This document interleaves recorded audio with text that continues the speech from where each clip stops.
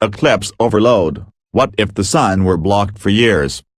Total solar eclipses are astonishing events to witness, and preparations for them, particularly for eclipses with paths that are visible to large numbers of people, such as the August 21st eclipse, can generate widespread eclipse fever that lasts for months. However, the eclipse itself speeds by all too quickly, with the total eclipse visible for about 2 minutes. The length of totality for the upcoming Great American Solar Eclipse will vary across locations, Earth's rotational speed and the curvature of its surface, together with the orbital speed of the Earth and Moon, determine how long a total eclipse is visible at any given point, Space.com reported.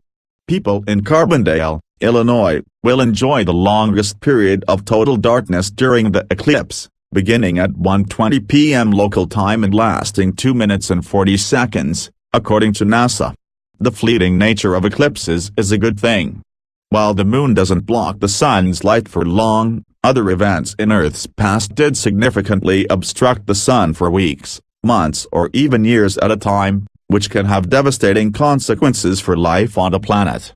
Around 66 million years ago, a mass extinction event known as the Cretaceous Tertiary (KT) extinction wiped out up to 80% of Earth's species.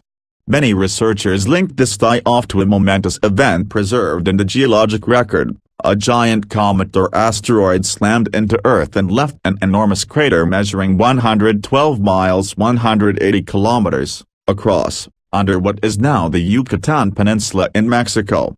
Debris that blasted into the upper atmosphere and beyond would have been capable of quickly encircling the globe, or at least one hemisphere, and blocking the sun, paleoclimate expert Linda Ivany, a professor in the Department of Earth Sciences at Syracuse University, told Live Science in an email. Dimmed, not darkened, the fragments of the asteroid and pulverized surface rock were probably soon joined in the atmosphere by quantities of ash from wildfires, caused by the heat pulse that scorched vegetation following the impact, Ivany said. Those particles can stay in the atmosphere much longer and were likely generated more or less continually for a period of years after the event, she said. As this ashy cover extended across Earth's atmosphere, it wouldn't have blocked the sun completely, as a total eclipse does. But it would have dimmed the sun's light enough to sound a death knell for photosynthesizing plants and the animals that ate them, Ivany told Live Science. The reduced solar input for months or years would have hurt the ability of these organisms to grow and reproduce, like a house plant you put in too dark a corner. Sooner or later, it just fades and dies, even though it's not dark in your house, she said. Reduced sunlight would have meant cooler surface temperatures, as well, Ivany said. There are data from the Cretaceous extinction that suggest short-term cooling immediately following the extinction, and that's likely due to the change in the opacity of the atmosphere, she said. Terrestrial vertebrates that either ate plants or preyed on herbivores, such as the non-avian dinosaurs, were also snuffed out. But animals inhabiting ecosystems fueled by dead organic matter had a better chance of surviving periods where vegetation was scarce or unable to grow, Ivany explained.